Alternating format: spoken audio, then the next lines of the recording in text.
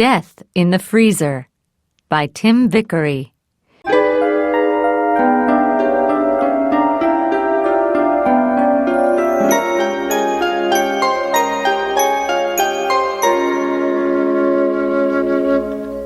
Chapter 1. Baby Al. I killed a dead man. That's why I'm in prison. The dead man was my brother, Al. He was born 6 years after me, and I always hated him, even when he was a baby. Before he was born, my parents loved me. My father carried me on his back and took me swimming. My mother bought me lots of dolls, and we played with them together. I have seen the photos. My parents took a lot of photos of me in my first 6 years. I still have the photos in a book. But then Al was born. I have a photo of him, too, as a baby in the hospital here in Los Angeles. My mother is holding him and looking at him with a big smile on her face. My father has his arm round my mother, and he is smiling at baby Al, too. Al is holding his daddy's finger. And me? Where am I in this picture? I am standing by myself beside the bed watching them. There is a strange smile on my face. I think I am happy, but I'm not sure, and no one is looking at me. It was always like that after Al was born. He was a boy, and that was important to my parents, and very important to my dad. Most of the photos in the book are of Al. Al eating baby food, Al learning to walk, Al on my dad's back, Al playing football, Al swimming, Al running, Al having a big party with his friends. 100 photos of Al, and 5 or 10 of me. Of course, my parents played with me sometimes, took me swimming, bought me clothes, but they weren't interested in me. Before Al was born, they spent a lot of time with me. After he was born, they didn't. Often, I played hospitals with my dolls. I played that the dolls were sick and I was a nurse. When the dolls had bad stomachs, I gave them medicine to take. Sometimes I pulled their arms and legs off and put tomatoes on them to look like blood. And sometimes I gave them drugs. That was the best of all. My mother gave me an old syringe, and I put water in it and pushed it into the dolls. Soon, the dolls were full of holes. "That's a good game for a little girl," my mother said. But she didn't understand, because in my game, all the dolls were boys like Al, and they never got better. They were sick for a very long time, and then they died. I put them in a hole in the ground in the garden. When I was 10, my mother died. My father was unhappy and began to drink a lot. Sometimes he came home with strange women, but he didn't marry any of them. I think the women didn't like him because he drank so much. When he wasn't drunk, he played with Al, so I had more time alone. I was a good girl at school, and I was beautiful too, so I had a lot of boyfriends.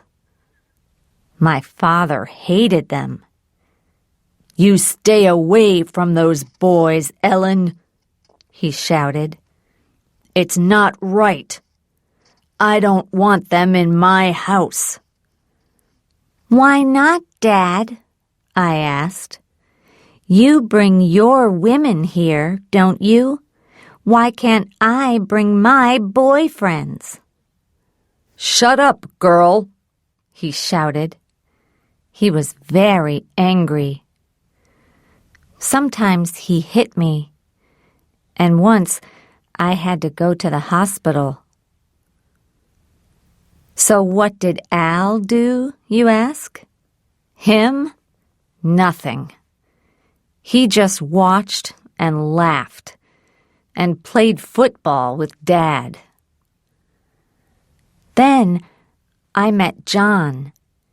He was 22 years old and big and strong, like Arnold Schwarzenegger. All the girls thought he was wonderful. One day, he asked me to go to a party with him. Me! I was very excited. So I went home and put on my best clothes and shortest skirt to look nice for him. Then I heard John's motorbike and went downstairs. Dad was at the door. "Where are you going?" he asked. "Out," I smiled at him, "with my new boyfriend." "Oh, no, you're not," he said. "Not in that skirt. You're only 18, Ellen. I know what boys want." "I don't care," I said. I pushed past him, but he pulled my arm. I screamed, and he hit my face. Then John came. He was wonderful. He took Dad's arms, held them by his side, and pushed him slowly back into the house. Dad couldn't do anything. John sat him down in a chair, then walked out and put his arms round me, right there in front of the house. Then we rode away on his motorbike.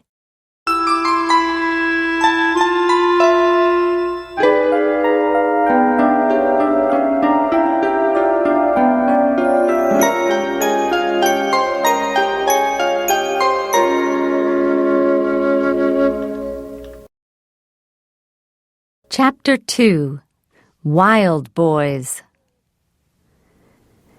I never went home again. That night, I stayed in John's apartment, and 3 months later, I knew that I was going to have his baby. But I lost that baby at 5 months, and soon I went back to finish my training as a nurse. 4 years later, I had another baby, and this one was born all right.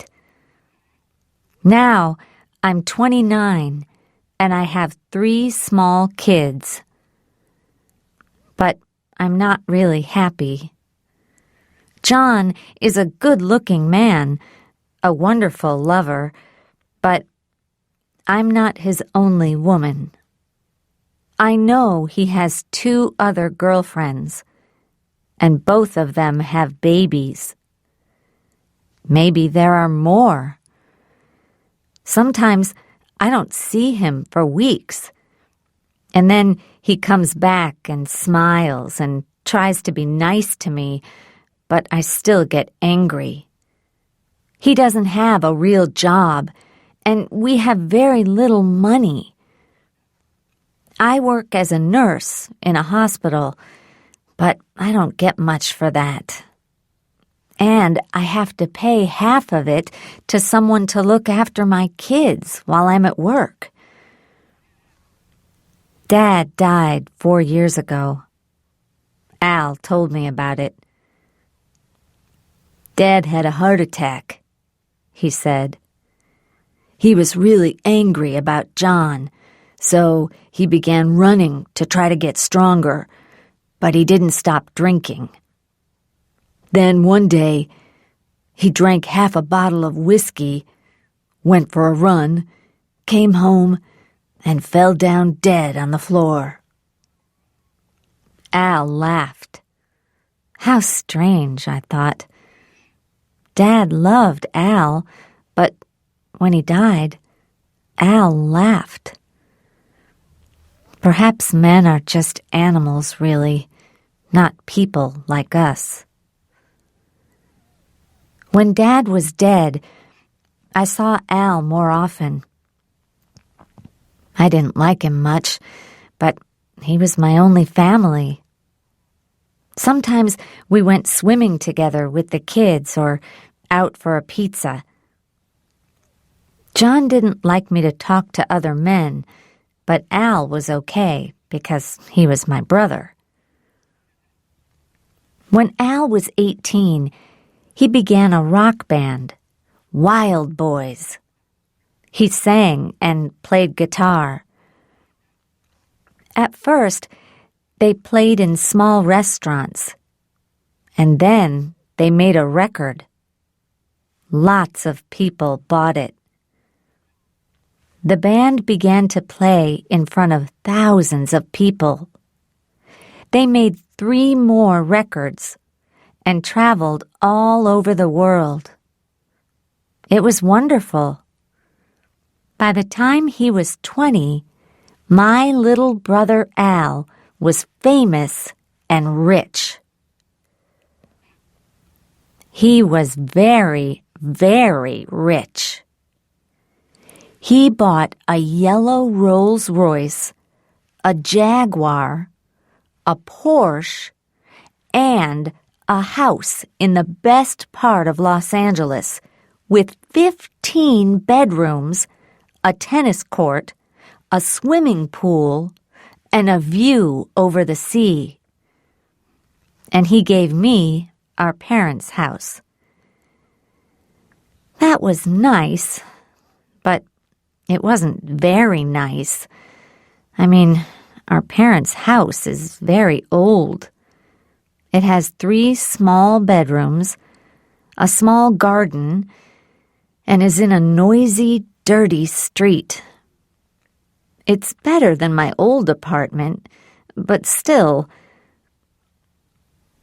I went to see Al often. He gave me a key to get in and out of his house. And I cooked for him when he had big parties there. I enjoyed the parties. John came too. There were famous people, wonderful food and music, lots of drink and drugs. Drugs. Yes, well, the drugs were a bad thing. Al got much too interested in drugs. A lot of his friends took drugs, and my John did too. And when they were on drugs, they often didn't know what day it was. They did crazy things. I remember one party when they went for a midnight swim down at the beach. The boys took all John's clothes away while he was still in the sea and drove away with them. So John had to walk back through the streets in the middle of the night, all wet from the sea, while we laughed at him from the car. He was so angry. I thought that was really funny, but John didn't talk to me for a week. But Al and his friends took more and more drugs.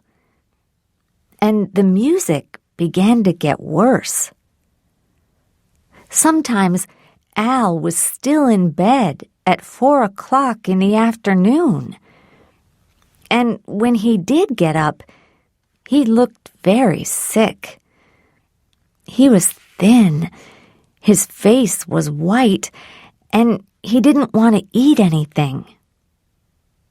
He asked me to help him. "You're a nurse, Ellen," he said. "I feel sick. Give me some medicine or something. Help me." "You don't need medicine," I said. "You need a lot of good food, swimming, and no more drugs." "Who do you think you are, Ellen?" he said. "My mother or something?" "No, but I am your sister and a nurse," I said. "Listen to me. I'm going to get you some medicine to help you stop the drugs. And I'm going to cook you a good meal every day. But you must stop the drugs. Try it, Al. It works. I know it does." He did try it, and it helped. After 2 or 3 months, Al was stronger and happier. And he began to play good music again. He was pleased. He trusted me. Sometimes in the evenings, he took me and my kids to the beach. We had a meal and drank and went swimming together and had a good time. Those few months with my brother were a good time in my life. Now, at last, I thought, my brother likes me. He's happy and healthy because of me. Maybe he can help me, give me money, buy me a new car and a nice house, take me to Europe with him. But of course, I was wrong. No one ever gives me anything.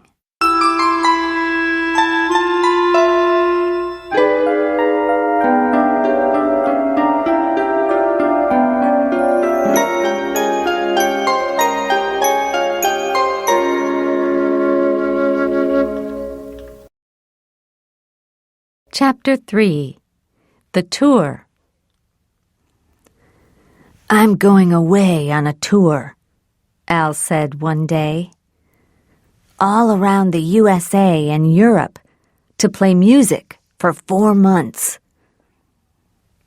I looked at him and thought, he's going to ask me to come too. I can see the world, bring my kids. Wonderful, I said. We can... When I'm away, I want you to clean the house for me, Al said. Of course, you can't live here, but I want you to come every day to clean. And there's another thing, Ellen. Yes? What? So I'm not going. I'm just his cleaner, I thought. I really hated him then. I wanted to scream, but I didn't. I said nothing. You know, I get very tired on these tours, and I need drugs to help me play good music. But I don't want to take dangerous drugs, Ellen. I need clean, safe drugs. I want you to get some drugs from the hospital for me. You're a nurse. It's easy for you. Just take them secretly. No one will know." "That's a crime, Al," I said. "People go to prison for that. Is that what you want me to do? Steal drugs for you and go to prison, maybe?" "Why not?" He laughed. "You're my sister, Ellen. And don't forget, I gave you my parents' house, didn't I? What more do you want?" That's what he said. My parents' house, not our parents' house. Really, half of it always belonged to me, but Dad gave it all to Al because he was so angry about me and John. But Al didn't think of that. He thought that everything belonged to him, just like when he and I were kids, when he played football with Dad, and I played with my dolls. I remembered my dolls then, and the syringe with water in it. And I smiled. "All right, Al. I'll get you something. You're right. You are my brother." And I looked around at the beautiful house and the swimming pool and the view of the sea, and I thought, "You're not married, Al, and there's only you and me in our family. So when you die, all this is going to belong to me." Al was right. It was easy to steal drugs from the hospital. No one saw me. I also stole syringes, which were all clean and new. Al was very pleased with them. "Thanks, Ellen," he said. "Now I'm going to play lots of good music. I'll be okay now."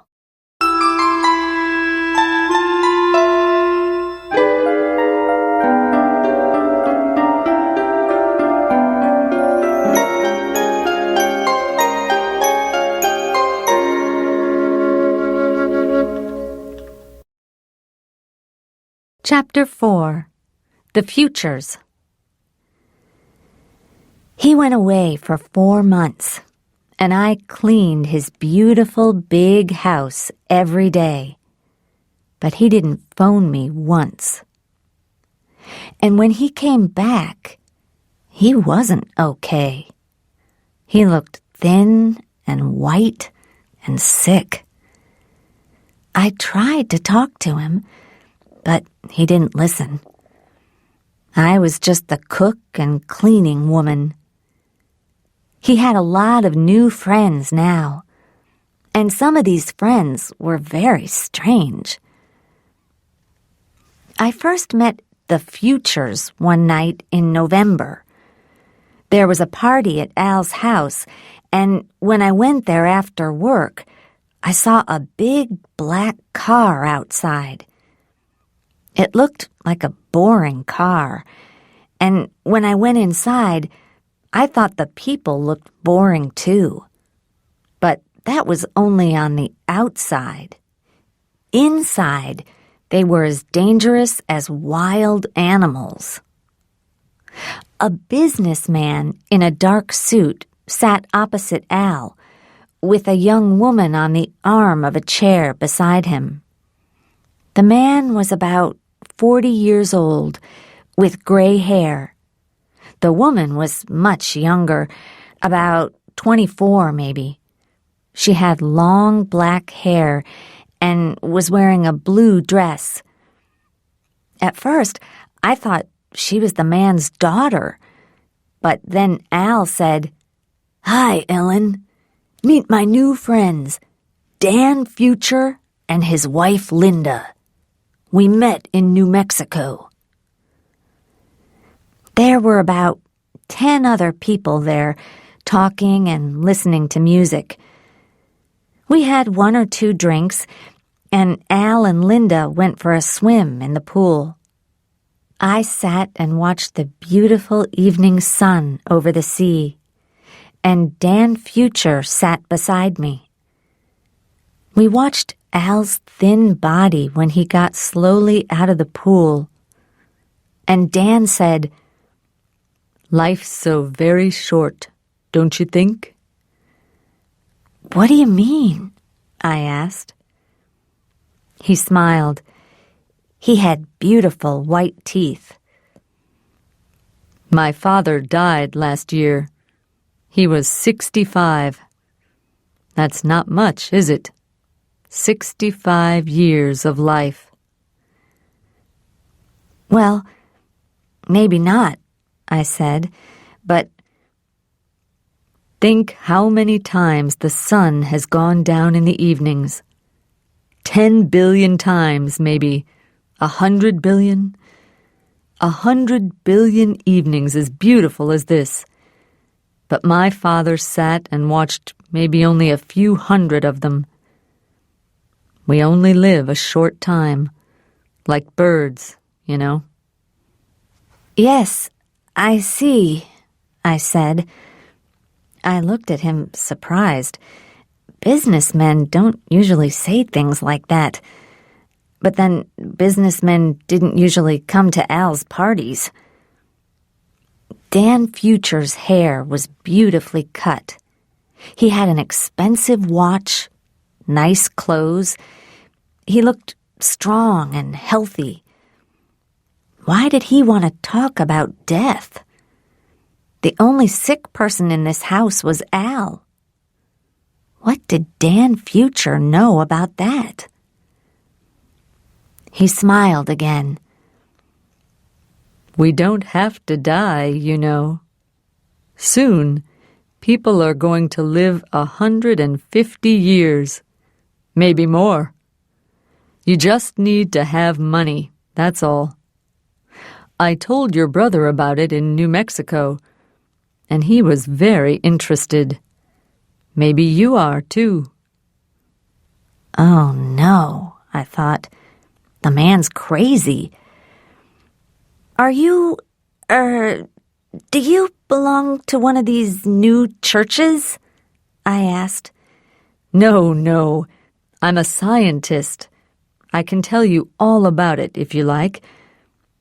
But he didn't, because at that minute, Al came up to me and said, "We need some more drinks and food. How about some food, Ellen? There are some hamburgers in the freezer." And so I went to get them. Al had the money, and I didn't. And I was a woman, so I got the drinks and cooked. And about 10 o'clock I went home. And I didn't learn any more about Dan Future and his crazy ideas. Not then. But I learned a lot about them 2 weeks later.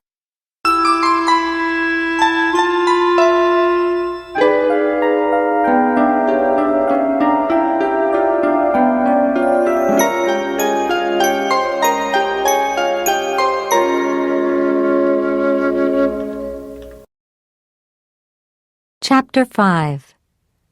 The Freezer. It was the night of Al's birthday. I got home about 7. Then I put the kids to bed and made supper for John. He didn't talk to me. He just sat in front of the TV with the food and his bottles of whiskey. So I thought, I'm going out. I'll go say happy birthday to Al. Even Al can't be as bad as this. And he is my brother. I had some more drugs and syringes for him from the hospital, so I put them in nice paper like presents. Like sweets for a baby, I thought.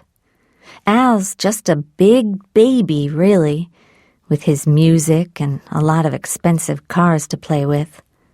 Or a doll. And I'm like his nurse. When I got to his house, it was very quiet. There were only 1 or 2 lights on downstairs, and the big black car was outside.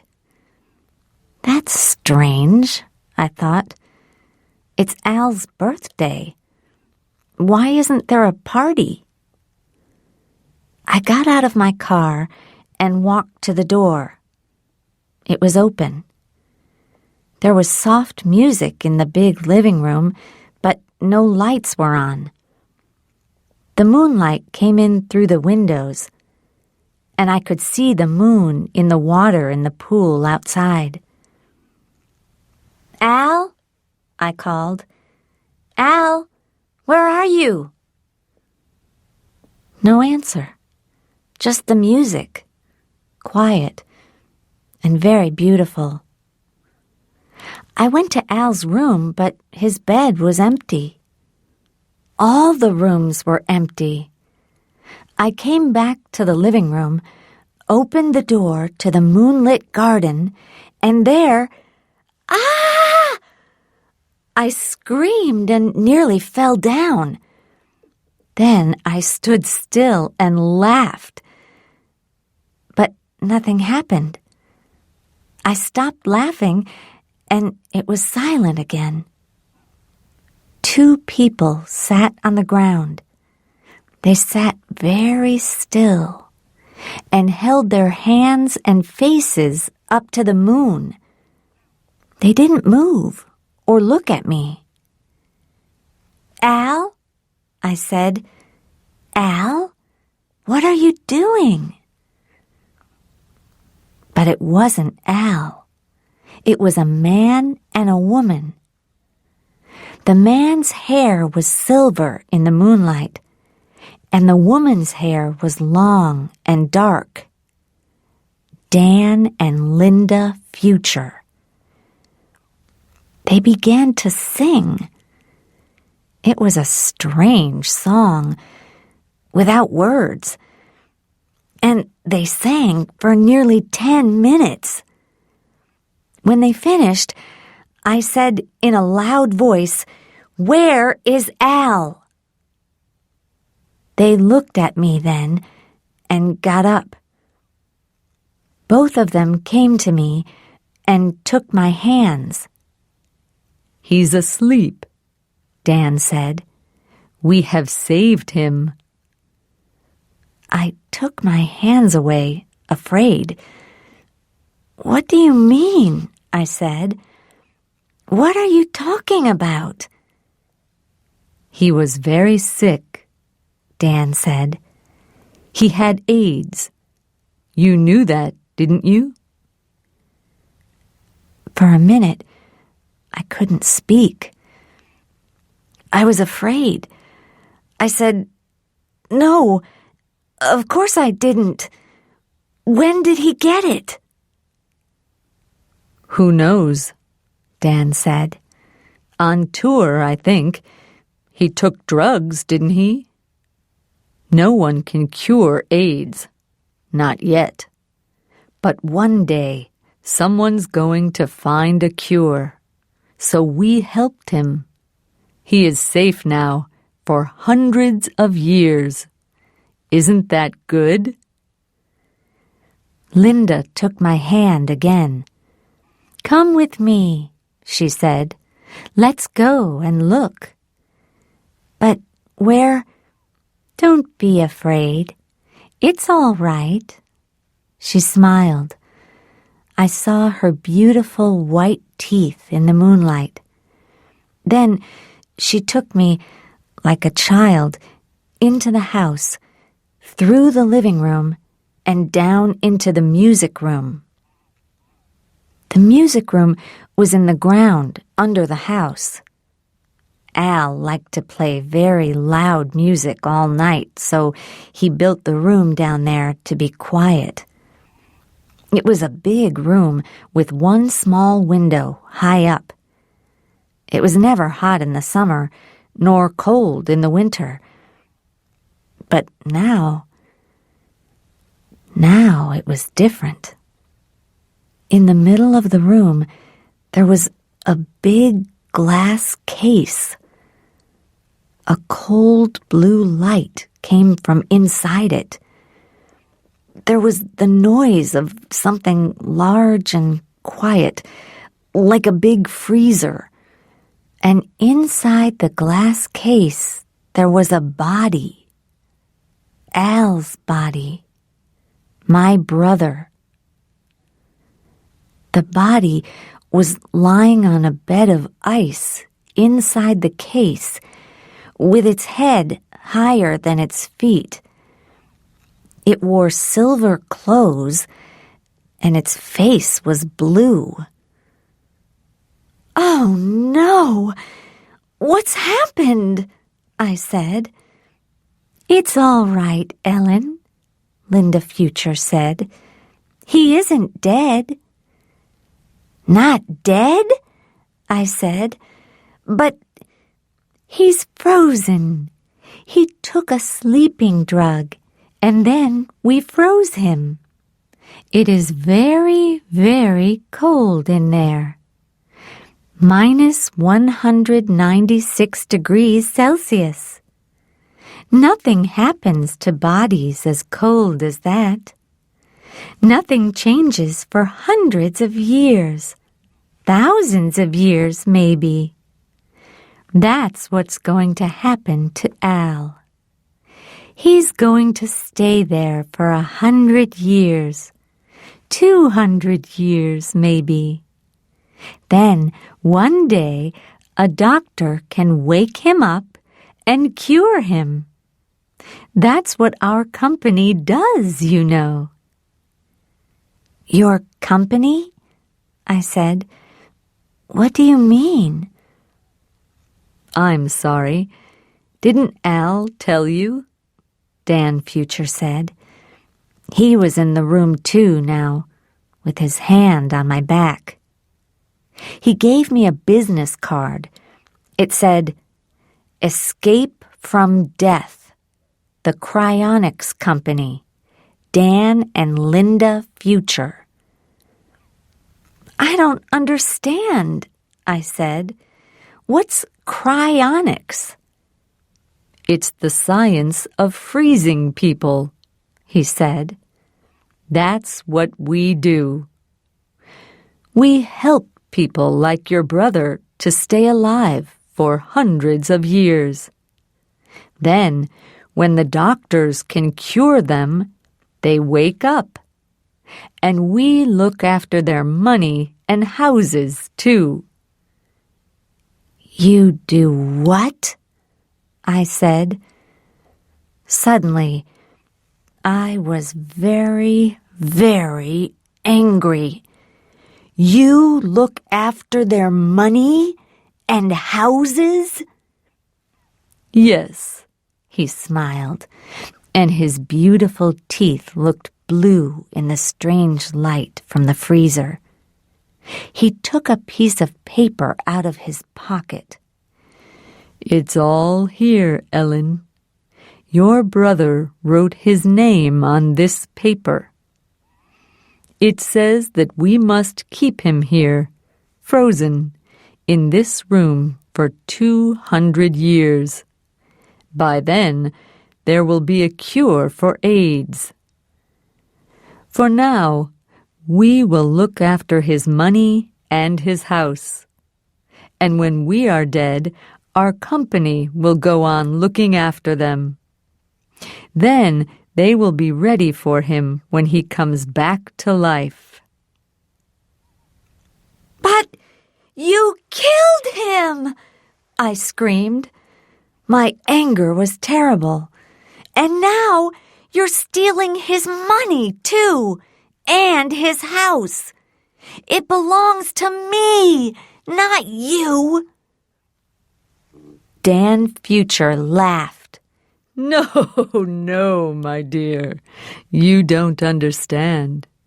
The money and the house don't belong to us or to you. They belong to your brother, Al. He isn't dead. He's just frozen. And he's going to stay frozen for 200 years. He laughed again. and his young wife began to laugh too. I turned and walked out of the house.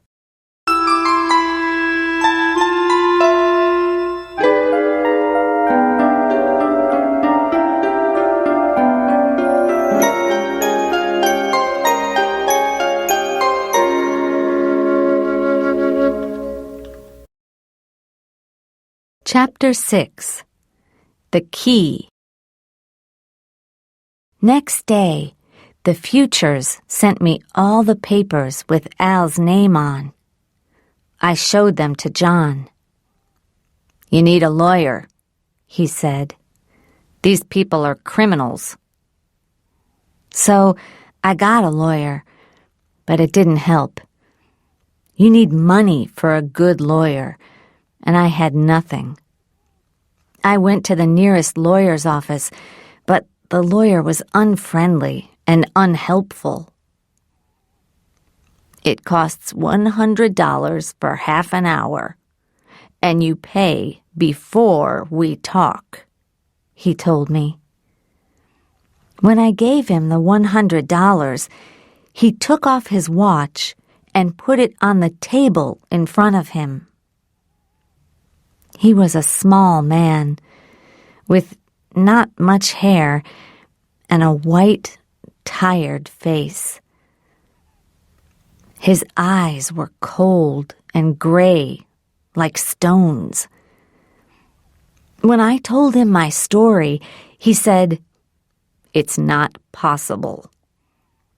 "But it's true. Read this."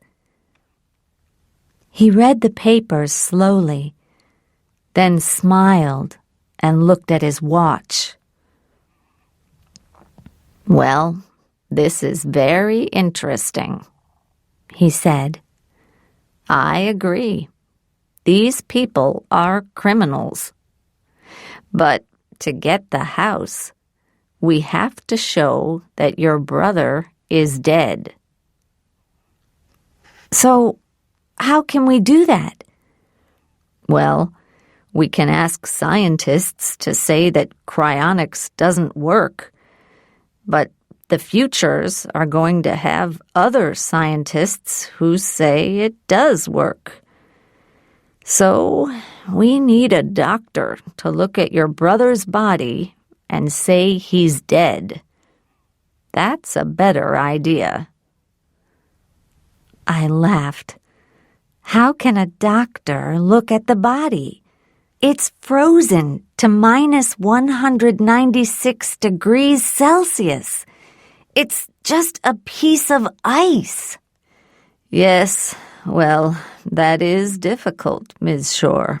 I do see that." The lawyer looked at his watch again. "It's difficult, but that's what we need to do.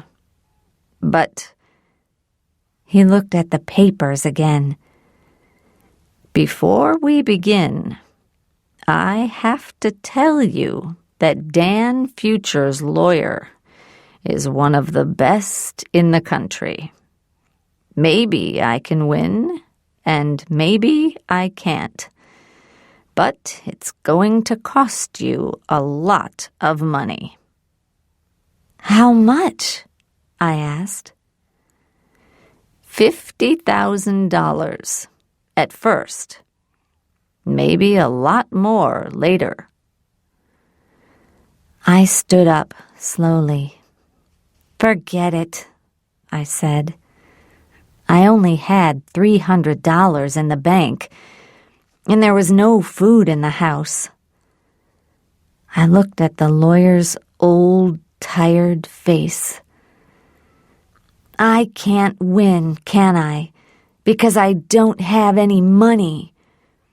The Futures are stealing that house from me, and I can't do anything about it. I ran out of the office. For a week, I was angry every day, all day. I shouted at people at work. I shouted at the kids. John got drunk, So I dropped a plate of eggs, spaghetti, and hamburgers on his head. He hit me and went to stay with one of his girlfriends. I wasn't sorry. He was stupid and lazy, like all men. Twice I drove past Al's house and saw the black car outside. That house belongs to me, I thought. Those people stole it from me, and I can do nothing. Nothing? One night, I had a dream. In my dream, I saw Al's frozen body with a key in his mouth. The key was warm, and the ice on Al's frozen head changed to water. Then the key moved and warmed Al's body, too. Al opened his mouth, screamed, and died. At 2:00, I woke up. It was very quiet. There was moonlight in the room, and no cars were moving on the road outside. I began to think about my dream. The key! Of course! Suddenly, I had a plan. I got up, put on a black shirt and jeans, and drove to Al's house. The big black car was outside, but there were no lights on in the house. I left my car 200 yards away and walked quietly to the door. The Futures didn't know that I had a key. I opened the door very quietly and went into the big living room. There was no sound. Everyone was asleep. My key opened the music room, too. It opened all the doors in the house. I went in and looked at Al. He was still there, the silver body and icy blue face in the glass case. The room was full of blue light and the quiet noise of electricity. Electricity! That was the thing.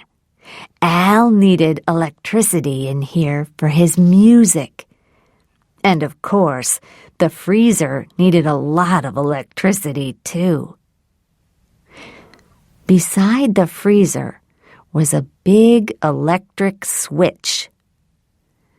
I put my hand on the switch and smiled. "Goodbye, Al," I said. Then I switched the electricity off. The blue lights went off, and the quiet noise stopped. It was very dark, but I didn't go. For a long time, I just stood there. I wanted to be sure. After about 20 minutes, the sound began. Noises from inside the freezer. I switched on my flashlight and looked at it. The freezer was full of gas, like a cloud. The gas came from the ice. It made small noises. I waited another 10 minutes until I was sure. There was more gas, more small noises. The freezer was getting warmer. Very quietly, I went upstairs and out of the front door. I smiled. Al, I thought, You are really dying now. And when you are dead, all this is going to belong to me. And the futures can drive away in their stupid car." Happily, I touched the big black car with my hand. And that was my big mistake. Because beep, beep, beep, the car had an alarm, and it made a very loud noise. It also turned the car's lights on. On, off, on, off, on, off. Quickly, I began to run to my car, 200 yards away. But a police car came round the corner and saw me. 2 policemen got out, took hold of my arms, and pushed me into their car.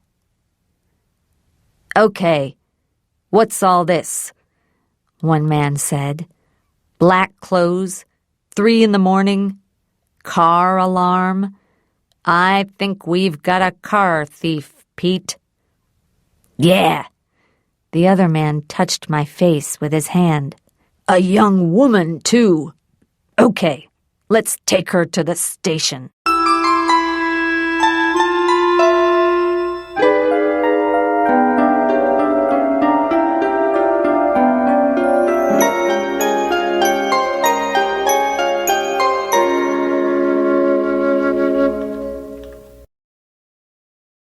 Chapter 7. In Court. I arrived at the police station at 3:15 a.m. and said nothing. The Futures arrived at 3:45.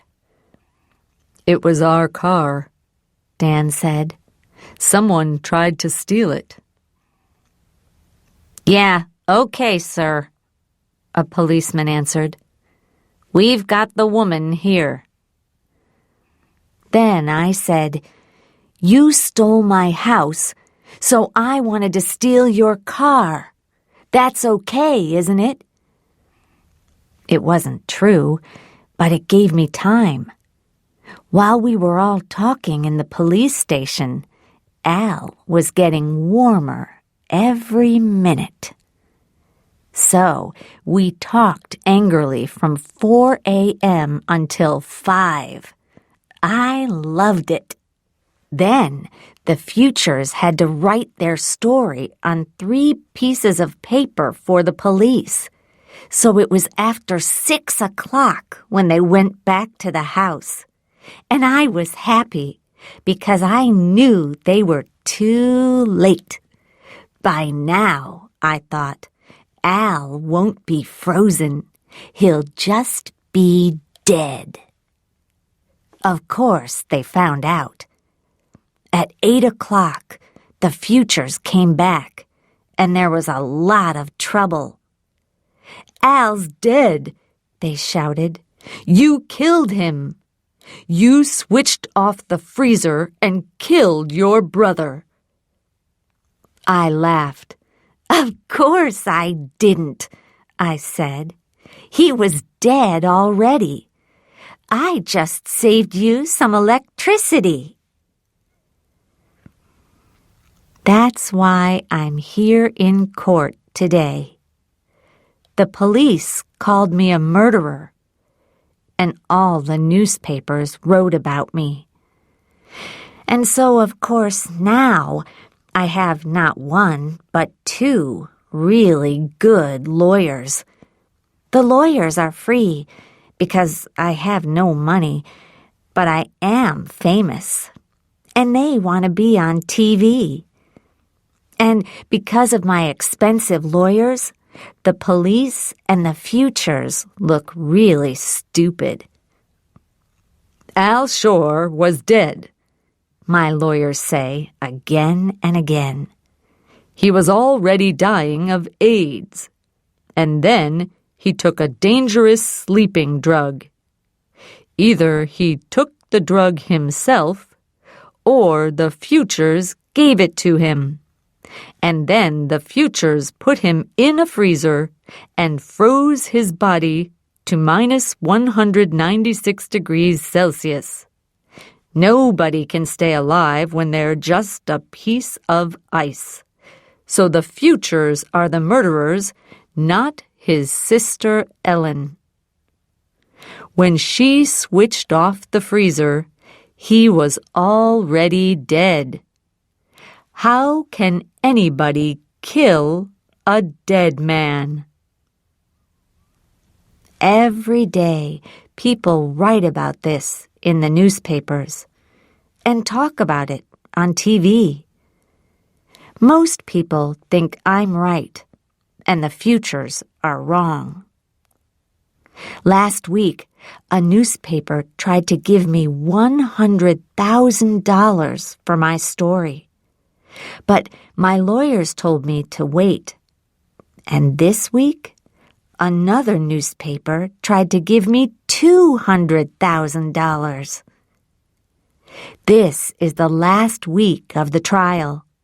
Soon, I'm going to be free. Free. And rich, too. At last. Today, my lawyers asked me questions in court, and I told my story. Then they sat down, and the police lawyer stood up. The police lawyer is a young woman with short, dark hair. She talks very quickly in a hard, strong voice. She is clever, I know, but it doesn't matter now. She found only one doctor who thinks that cryonics is possible. We found 4 very famous doctors who don't. They say that Al was dead before I switched the freezer off, either because of the sleeping drug or because of the cold. So how could I kill a dead man? Ms. Shore, did you love your brother? She asks. I laugh. No, not really. Oh, why not? There is a small smile on her face. I tell the court the story of our family. How our parents gave Al everything and me nothing. How Al gave me nothing, only our parents' old house.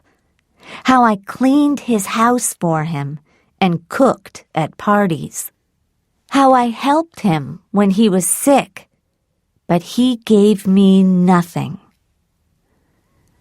My lawyers look unhappy, but it doesn't matter. Nothing matters now. Next week, I'm going to be free. Your brother was very sick. He had AIDS. Did you know that? I know now because Dan Future told me after Al was dead. I didn't know before. I see. But you knew that your brother was sick, and you bought medicine for him, didn't you? Yes, I did. Why didn't he go to a doctor? Because I'm a nurse and his sister. He trusted me. That's right. He trusted you, his sister. The lawyer looks at me. For a long minute, she is silent. I begin to feel cold and afraid. She takes a police bag from under her table, opens it, and slowly takes out a syringe. She holds it up in front of my face. Look at this, Ms. Shore. Have you seen it before? I don't know. Maybe. Maybe, you say, but it has your fingerprints on it, Ms. Shore. It came from the hospital, and we found it by your brother's bed with 2 other syringes. You stole them from the hospital and gave them to your brother, didn't you? There is a long silence. In a very small voice, I say, "All right, maybe I did." Why did you steal them? Why? To help Al, of course. To help him to play good music. He wanted clean drugs. I tell her what Al said to me. Clean drugs, you say. Do you know what was in this syringe, Ms. Shore? Clean, safe drugs. Oh, no, Ms. Shore. These drugs weren't clean or safe. These syringes also had bacteria in them. Very dangerous bacteria. Bacteria that can kill a strong, healthy person. Bacteria that will kill a person with AIDS very quickly. And perhaps a while ago, who knows, there was another syringe, a dirty syringe, not from a hospital, but from a drug user in the streets. A syringe that gave your brother AIDS. The police lawyer puts the syringe down on the table and looks at me again. But we found these 3 syringes by your brother's bed with your fingerprints on them. Do you know why they had these dangerous bacteria in them? No, of course not. Don't you, Ms. Shore? Well, that's strange, because I know why they were there. And I think everyone in this courtroom knows why they were there, too. You hated your brother, didn't you? Because he was rich and you were poor. And he gave you nothing. And you stole drugs and syringes for him because he trusted you. He trusted you, his sister, the nurse. She looks at the people in the court. A small smile on her young face. But that was your brother's big mistake, wasn't it, Ms. Shore? You wanted him to die because you wanted his money and his big house, just like the Futures. So, you gave him syringes with dangerous bacteria in them because you wanted to kill him. The court is very quiet now, and everyone is looking at me. But there is nothing I can say. Nothing. Because it is all true. You didn't kill your brother when you switched off the freezer, Ms. Shore. We all know that now. But you were trying to kill him. Slowly, week by week, month by month, you were trying to murder him. Dirty syringes, dirty drugs, dangerous bacteria. You wanted to give him a slow, terrible death. I think that this court will want to send you to prison for a very long time, Ellen Shore. I look around the courtroom at the faces, Hundreds of eyes are looking at me, and they all hate me. All of them. No one understands me. No one loves me. No one wants to save me. No one. I feel nothing. At first. Then I begin to feel cold, like ice. Like a body in a freezer.